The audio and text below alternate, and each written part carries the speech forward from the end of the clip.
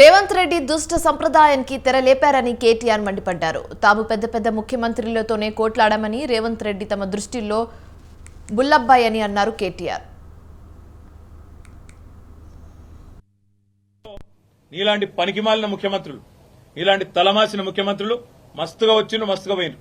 పెద్ద పెద్దోళ్లతోనే కొట్లాడినాం, చంద్రబాబుతో కొట్లాడినాం, రాజశేఖర రెడ్డితో కొట్లాడినాం, కిరణ్ కుమార్ రెడ్డితోని, రోషయ్య గారితో ఎంతో మందితో తలపడ్డాం.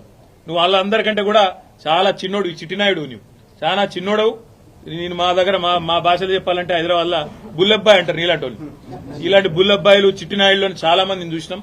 ఏం ఫరక్ పడేది కూడా ఏం లేదు, ఏం ఇంటికి కూడా వీకలేవు. కానీ ఏదో పైశాచికానందం 4 రోజులు ముఖ్యమంత్రి పదవిలో కూర్చున్నా, నేనేందో పెద్దోడిని అయిపోయినా అనేదో ఎగిరిగిరి పడతా ఉన్నావు.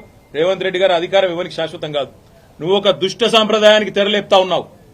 ఇది తప్పకుండా నిన్ను దహిస్తుంది, నిన్ను వెంటాడుతుంది. రేపు నువ్వు పదవిలోకి దిగిపోయినాక తప్పకుండా నువ్వు ఈరోజు ఏదైతే దుష్ట సాంప్రదాయాలు నెలకొల్పుతున్నావో ఇవన్నీ నీకే చుట్టుకుంటాయనే మాట కూడా నేను వారిని హెచ్చరిస్తా ఉన్నా.